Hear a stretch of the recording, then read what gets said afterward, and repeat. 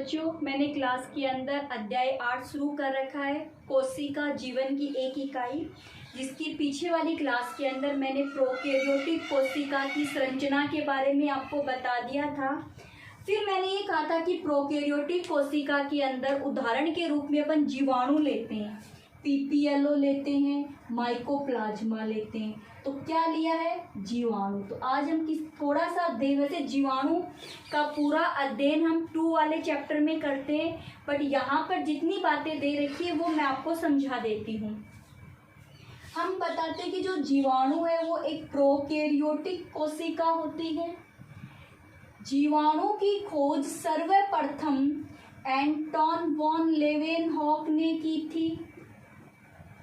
Leeuwenhoek ने की थी, इसीलिए एंटोन वॉन लीवेनहॉक को फादर ऑफ बैक्टीरियोलॉजी कहते हैं, यानी बैक्टीरियोलॉजी का पितामह कहा जाता है।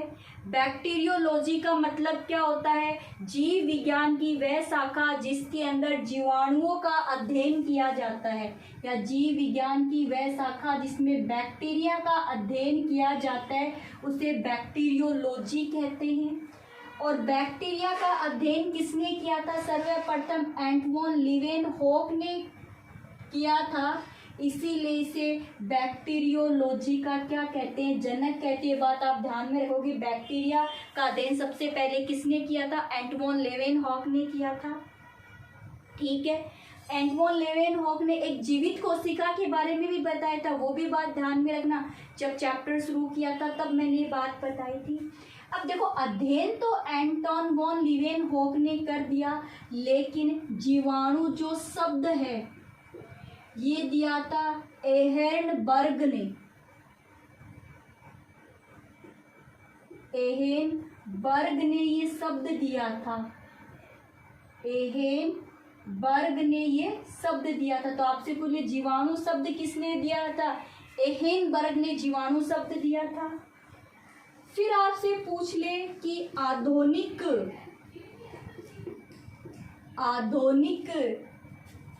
बैक्टीरियोलॉजी के पिता किसे कहते हैं? ये तो था बैक्टीरियोलॉजी के पिता यानी जनक। सीधे सीधे बैक्टीरियोलॉजी के पिता पूछ ले तो एंटोन लीवेनहॉक। और ये पूछ ले कि आधुनिक बैक्टीरियोलॉजी के पिता कौन है, तब आप क्या कहोगे? Robert Koch. ये बात आप इतना अंतर ध्यान में रखोगे। ये तो आधुनिक पिता है रॉबर्ट कॉच तो, और एंटोन लेवेनहॉक क्या है? केवल बैक्टीरियोलॉजी के जनक कहलाते हैं। फिर जो जीवाणु है, इसकी संरचना के आधार पर हम 2 प्रकार के अंदर इसको विभाजित करेंगे। वैसे तो ये सूक्ष्मदर्शी के द्वारा देखे जाते हैं। तो सूक्ष्मदर्शी के द्वारा जब जीवाणुओं को देखा जाता है तो वो किस किस रूप में दिखाई देते हैं, तो किस किस रूप में दिखाई देते हैं उसके आधार पर हम विभाजन करते हैं किसका? जीवाणुओं का। तो जीवाणुओं का विभाजन देखिए, एक अपन जीवाणु का विभाजन, एक शब्द अपन बोलेंगे कोकाई। कोकाई क्या शब्द बोलेंगे हमें? कोकाई शब्द क्या काम में लेंगे? कोकाई शब्द काम में लेंगे। कोकाई का मतलब ये होता है कि अगर जीवाणु हमें गोलाकार रूप में दिखाई दे रहे हैं, अगर जीवाणु हमें गोलाकार रूप में दिखाई दे रहे तो क्या कहेंगे? कोकाई कहेंगे, या फिर अपन कहेंगे कोकस। अब कोकाई जो शब्द है वो ग्रीक भाषा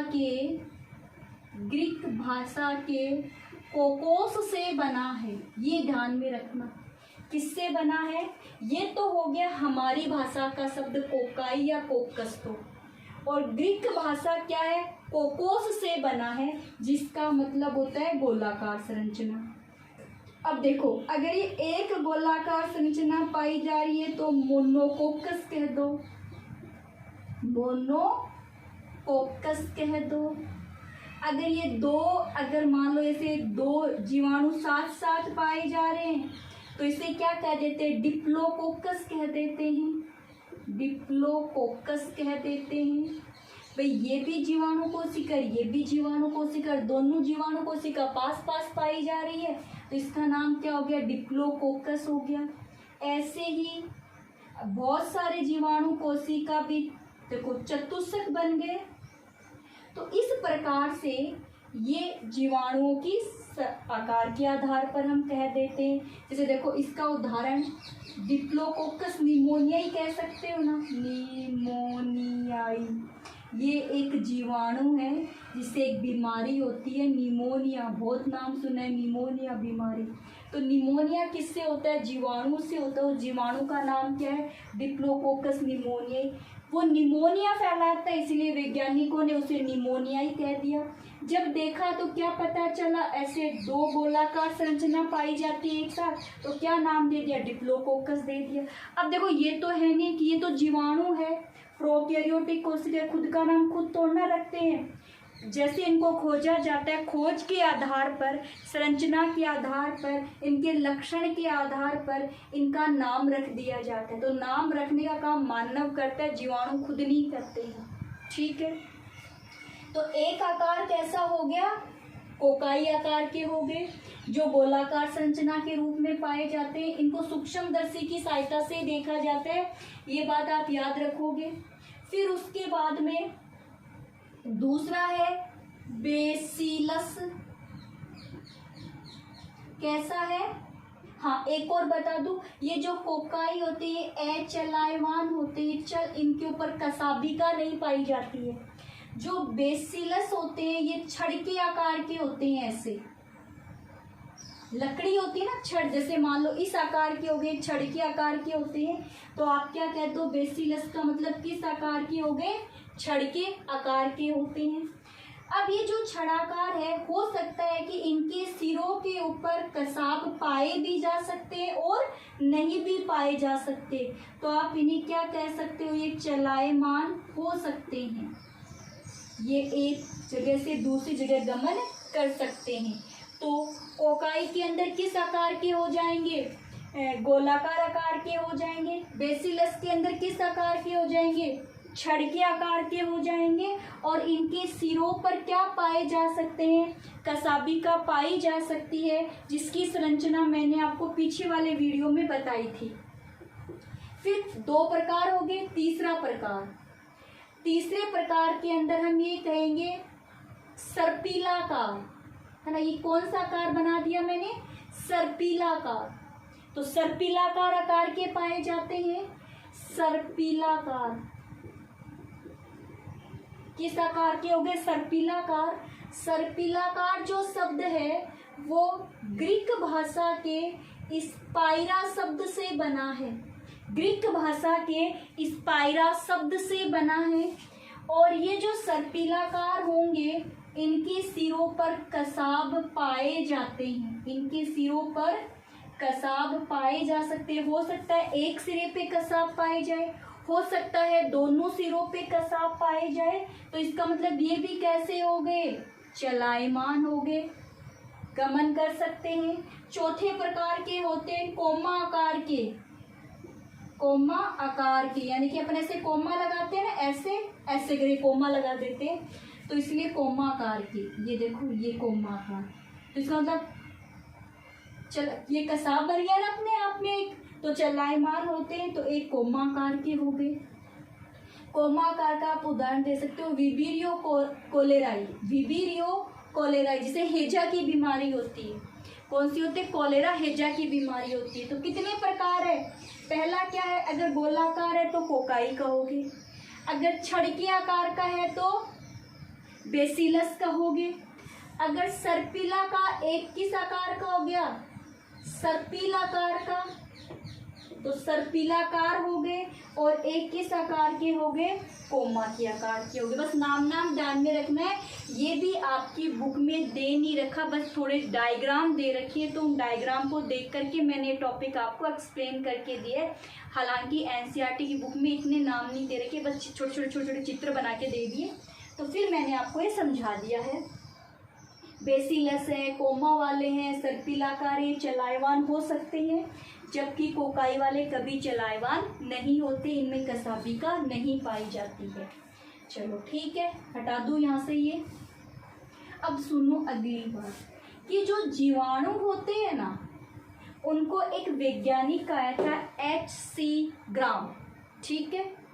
हेंस ग्रेम एक वैज्ञानिक आया था H.C. ग्राम। तो उसने क्या किया कि जीवाणुओं के दो प्रकार बताइए रंजक के आधार पर। वो तो किसके आधार पे थे, आकार या आकृति के आधार पर, और ये किसके आधार पर है, रंजक के आधार पर। तो ग्राम ने बैक्टीरिया को रंग के आधार पर कि, या फिर आप रंजक की जगह क्या शब्द काम में ले सकते हो, रंजक की जगह रंग शब्द काम में ले सकते हो, या फिर आप वर्णक शब्द काम में ले सकते हो। रंग के आधार पर बैक्टीरिया को दो प्रकार का बताया। उसने कहा कि एक तो है ग्राम धनात्मक।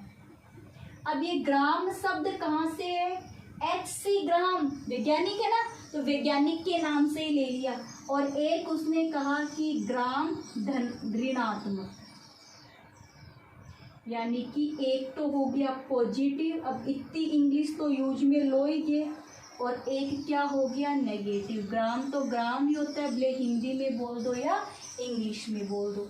अब सुनो, जो ग्राम धनात्मक जो जीवाणु होते हैं, अगर उन पर वर्णक डाले जाएंगे तो वो हमें पर्पल रंग के दिखाई देंगे, यानी बैंगनी, हल्का बैंगनी पर्पल रंग के दिखाई देंगे। ग्राम ऋणात्मक वाले जो होते हैं, इनको सूक्ष्मदर्शी से देखने पे कैसे दिखाई देंगे, पिंक रंग के दिखाई देंगे, गुलाबी रंग के दिखाई देंगे।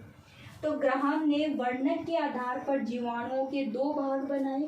जो जीवाणु सूक्ष्मदर्शी में पर्पल रंग के दिखाई दे रहे, वो तो कौन से हो गए, ग्राम धनात्मक हो गए, और जो पिंक कलर के दिखाई दे रहे वो कैसे हो गए, ग्राम ऋणात्मक हो गए। फिर उसके बाद में हम बात करते हैं कि ग्राम धनात्मक वाले जो जीवाणु हैं वो रोग कम फैलाते हैं, कम रोग फैलाने वाले होते हैं, जबकि ज़्यादातर रोग फैलाने वाले कौन से होते हैं, ऋणात्मक वाले होते हैं। ये रोग तो फैलाते हैं लेकिन कम, बहुत ही रेयर केस में रोग फैलाएंगे धनात्मक वाले, और ऋणात्मक वाले जितने भी जीवाणु होते हैं सबके सब क्या फैलाते हैं, रोग फैलाते हैं। धनात्मक वाले जो जीवाणु होते हैं उस पे एक ही कोशिका भित्ति पाई जाती है, जबकि ऋणात्मक वाले के अंदर दो कोशिका भित्ति पाई जाती है। ठीक है, कोशिका भित्ति पाई जाती ना, आपको मैंने बताया था कि पेप्टिडोग्लाइकेन और म्यूरिन की बनी हुई होती है कोशिका भित्ति। तो इसके अंदर एक ही कोशिका भित्ति पाई जाती है, जबकि इनके अंदर दो कोशिका भित्ति पाई जाती है। अब आपके दिमाग में ये चल रहा होगा पर्सन कि ग्राम धनात्मक और ऋणात्मक हम बनाएंगे कैसे। तो इसके लिए एक प्रैक्टिकल करके दिखाती हूँ, आराम से सुनना। मैंने क्या किया, ऐसा कोई भी पदार्थ ले लिया जिसमें जीवाणु हो, जीवाणु तो हर जगह ही पाए जाते हैं, ठीक है। ऐसा कोई भी पदार्थ ले लिया जिसके ऊपर क्या हो, जीवाणु हो। तो यहाँ पर मैं ऐसे जीवाणु बना दूँ, ठीक है, ऐसे ऐसे जीवाणु बना दूँ मैं यहाँ पे, ये जीवाणु है। अब मैं वो हमें करके देखना है, तो हम पदार्थ लेंगे। तो देखो, पदार्थ लेने के लिए हम जैसे मान लो दही ले लो, चाहे तो आप, दही में जीवाणु होते हैं, उस जीवाणु का नाम क्या, लैक्टोबैसिलस जीवाणु है। तो उसके लिए हमने क्या किया, या दही ले लो या कोई भी पदार्थ ले लो जो आपकी इच्छा हो, बस मैंने तो केवल जीवाणु लिए, ये बात केवल समझाने के लिए बता रही हूँ कि जैसे ये कांच की बनी हुई एक स्लाइड है, जो कांच की बनी हुई होती है स्लाइड, लैब के अंदर अपन काम में लेते हैं, तुम लोग भी प्रैक्टिकल करोगे तब काम में लोगे। स्लाइड है, उस स्लाइड के ऊपर मैंने क्या डाल दिया, कोई भी जीवाणु संबंधित पदार्थ डाल दिया और उसको फैला लिया। जैसे मान लो ऐसी, ये मान लो एक कांच की बनी हुई स्लाइड है, ऐसी प्लेन होगी, वो कांच की बनी होगी, थोड़ी मोटी होगी, उसके ऊपर मैंने कोई पदार्थ डाला और उस पदार्थ का मैंने ऐसे फैला दिया, यानी कि इस पूरी स्लाइड के ऊपर क्या फैल गए, जीवाणु फैल गए। एक बात समझ में आई, ठीक है। अब ये जीवाणु को दिखाई थोड़ी ना दे, सूक्ष्मदर्शी की सहायता से दिखाई देंगे जीवाणु। तो फिर मैं क्या करती हूँ, ये जो है इसके ऊपर मैंने क्या डाला, ये स्लाइड, यानी इस स्लाइड के ऊपर ये जीवाणु है, मैंने उस स्लाइड को एक क्रिस्टल वॉयलेट नामक विलियन में डाल दिया। किस विलियन में डाला? क्रिस्टल वॉयलेट नामक विलियन में डाला। दानेदार क्रिस्टल वॉयलेट नामक विलियन में डाल दिया। कम से कम 20-30 सेकंड के लिए। फिर मैंने क्या किया, जिस स्लाइड पर उस स्लाइड को डालना है ना, उस स्लाइड को मैंने उस विलियन में से बाहर निकाला और निकाल करके वाटर से वॉश किया, यानी 5 सेकंड तक वाटर से उसको क्या किया, मैंने वॉश किया। वाटर से वॉश मैंने क्यों किया? अगर ये मान लो वॉयलेट रंग ज़्यादा हो, बैंगनी रंग अगर ज़्यादा हो गया है ना तो वो हट जाए, मतलब तो पूरा बैंगनी हो जाएगा, कुछ दिखाई नहीं देगा सूक्ष्मदर्शी के अंदर। केवल बैंगनी रंग कहाँ तक जाना चाहिए? इन जीवाणु के अंदर ही जाना चाहिए। बाकी अगर स्लाइड पे बैंगनी रंग लगा है तो पानी के द्वारा धुल जाएगा। अगर वो इन बैक्टीरिया में चला गया, जीवाणु में चला गया, तब नहीं धुलेगा वो। तो मुझे तो केवल कहाँ तक लेके जाना है? जीवाणु तक लेके जाना है। तो पानी से धोएंगे तो स्लाइड के चारों तरफ जो रंग फैला हुआ है वो हट जाएगा।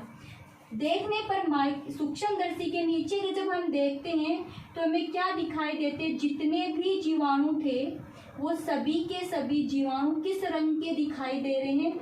वॉयलेट रंग के दिखाई दे रहे हैं, बैंगनी रंग के। हमने धोया ही किस में डाला था? बैंगनी रंग में डाला था। तो सभी के सभी जीवाणु हमें कैसे दिखाई देंगे? बैंगनी रंग के दिखाई देंगे, वॉयलेट रंग के दिखाई दे, सभी के सभी। फिर दूसरे नंबर पर क्या करते हैं? मैंने एक पतला सा लेप के अंदर सॉल्यूशन, इसको आयोडीन कहते हैं, आपने सुना है ना, नमक में आयोडीन होता है।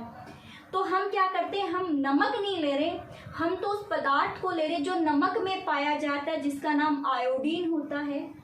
तो जो हमारी लेब होती है प्रैक्टिकल करने वाली, उसमें बोतल के अंदर डाल के रखते हैं आयोडीन को। ये थोड़ा सा लाइट, बिल्कुल हल्के पीले रंग का तरल पदार्थ होता है। तो अब इसके ऊपर क्या डाल दो? इस स्लाइड को किस में डाल दो? आयोडीन में डाल दो। और आयोडीन में डालने कुछ टाइम के बाद में फिर से पानी से इसे क्या कर दो? साफ कर दो। फिर भी सभी के सभी जीवाणु आपको कैसे दिखाई देंगे? सभी के सभी जीवाणु आपको बैंगनी रंग के ही दिखाई देंगे। सभी के सभी जीवाणु कैसे दिखाई देंगे? बैंगनी रंग के ही सभी के सभी जीवाणु दिखाई देंगे। इसके बाद में हम क्या करेंगे? इसको साफ करेंगे एल्कोहल से, एथेनॉल। 10वीं में पढ़ा होगा C2H5OH, है ना। एथेनॉल से साफ करेंगे और फिर साथ में फिर पानी ले लेंगे। एथेनॉल से साफ करेंगे और फिर पानी ले लेंगे तो हम क्या देखेंगे कि हमें कुछ जीवाणु तो बैंगनी रंग के दिखाई दे रहे हैं, कुछ जीवाणु तो वॉयलेट रंग के दिखाई दे रहे हैं, जबकि कुछ जीवाणु बिना रंग के दिखाई दे रहे हैं। बात समझ में आ गई क्या? कलरलेस, रंग रहित। किससे साफ करने पर? एल्कोहल से साफ करने पर। फिर उसके बाद में हमने क्या कहा कि जो वॉयलेट रंग के दिखाई दे रहे हैं उनको क्या कह दो? ग्राम धनात्मक कह दो। और जो रंग रहित है उनको क्या कह दो? ग्राम ऋणात्मक कह दो। आगे क्या किया? एक और रंजक आता है लेब के अंदर, एक बोतल में लाल रंग का कलर आता है। उस लाल रंग के कलर को अपन सैफ्रेनिन कहते हैं। क्या उस रंजक का क्या नाम है? सैफ्रेनिन। जैसे इसके ऊपर सैफ्रेनिन डाला तो जिसको मैं ग्राम धनात्मक कह रही हूँ, जिसको मैं क्या कह रही हूँ? ग्राम धनात्मक कह रही हूँ, वो तो हो जाएंगे पर्पल। कैसे हो जाएंगे? पर्पल रंग, यानी बैंगनी रंग, ये पर्पल अपने आप में। और जो ग्राम ऋणात्मक मैं जिसको कह रही हूँ वो कैसे हो जाएंगे? पिंक रंग के हो जाएंगे। कैसे हो जाएंगे? पिंक रंग के। प्लेट से कर देती हूँ, समझ जाना। ये किस रंग के दिखाई देंगे? पिंक रंग के। तो जो पर्पल कलर के दिखाई दे रहे ग्राम धनात्मक, और जो पिंक कलर के दिखाई दे रहे वो ग्राम ऋणात्मक हो गए।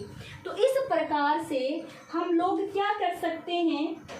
इस प्रकार से हम लोग ग्राम धनात्मक और ग्राम ऋणात्मक जो जीवाणु हैं उनको देख सकते हैं। तो आपकी बात समझ में आई, कैसे पहचानोगे ग्राम ऋणात्मक और ग्राम धनात्मक को? ये कैसे है? पिंक रंग के, ठीक है, और ये कैसे है? पर्पल कलर के। सुनो, आपने क्या किया, जहाँ जीवाणु पाए जाते हैं ना उसको ले लिया, कहीं पर भी पाए जाए जीवाणु। सबसे पहले ये जीवाणु है, इन जीवाणु को एक स्लाइड पे लिया, लैब में करके देखेंगे, ये काम तो प्रैक्टिकल है। एक स्लाइड पे लिया और उस स्लाइड को आपने किस में डाल दिया, एक आपके पास में एक बॉक्स होगा जिसमें क्रिस्टल वॉलेट भरा हुआ है, स्लाइड को उठाया और उसके अंदर डाल दिया क्रिस्टल वॉलेट में, 10-15 सेकंड के लिए रखा, फिर उसमें से बाहर निकाला। आपने कहा अच्छा पूरी स्लाइड पे वॉलेट रंग हो गया, बैंगनी रंग हो गया, तो आपने क्या किया, पानी से धो दिया। अब ध्यान में रखना, आप पानी से धोगे, जहाँ जहाँ बैक्टीरिया है ना, जहाँ जहाँ जीवाणु है वहाँ नहीं धुलेगा, क्योंकि जीवाणु एक कोशिका ही तो है, उस कोशिका के अंदर कलर चला गया है, उस कोशिका में क्या चला, कलर चला, तो वो नहीं साफ होगा, बाकी ज़्यादा जो है वो साफ हो जाएगा। फिर हमने क्या किया, किसके अंदर यहाँ डाल करके देखा, तो क्या देखा, सभी के सभी जीवाणु हमें किस रंग के दिखाई दे रहे, बैंगनी रंग के दिखाई दे रहे। फिर उसी स्लाइड को किस में डालोगे आप, आयोडीन में डालोगे, आयोडीन में डाल करके फिर पानी से धोया तो फिर हमें बैंगनी दिखाई दिए, कोई अंतर नहीं आया। फिर हमने क्या किया, उस स्लाइड को किस में डाला, एल्कोहल में डाला, एथेनॉल में डाला, एथेनॉल में डाल करके फिर पानी से धोया तो हमें क्या दिखाई दिया, कुछ जगह जो वॉलेट रंग के दिखाई दे रहे हैं और रंग रहित है, जो वॉलेट रंग के दिखाई दे रहे हैं उन पे सेफ्रनिन काम में लेंगे तो पर्पल रंग के दिखाई देंगे, जो रंग रहित है उस पे सेफ्रनिन रंजक डालेंगे तो पिंक कलर के दिखाई देंगे, जो पर्पल कलर के दिखाई दिए वो ग्राम धनात्मक और ये क्या हो गए, ग्राम ऋणात्मक। इस प्रकार से H.C. ग्राहम ने जीवाणुओं को रंजक के आधार पर 2 प्रकार के बताइए, कौन कौन से, ग्राम धनात्मक और ग्राम ऋणात्मक। आगे बात समझ में? तो यहाँ पर हमारी प्रोकैरियोटिक जो सेल है, कोशिका है, वो कंप्लीट हो चुकी है, उसके प्रकार, उसकी संरचना ना सब कंप्लीट हो गए। आगे वाली जो क्लास है वो किससे संबंधित रहेगी, यूकैरियोटिक कोशिका से संबंधित रहेगी। तो यूकैरियोटिक कोशिका से संबंधित जो क्लास होगी वो नेक्स्ट डे होगी। ओके बच्चों, आज की क्लास इतनी थी। जिन बच्चों ने अभी तक चैनल को सब्सक्राइब नहीं किया वो चैनल को सब्सक्राइब कर ले और वीडियो को लाइक करें, और वीडियो देखने के बाद में कमेंट्स बॉक्स में नाम लिखना है कि आपने वीडियो को देख लिया है। ओके बच्चों।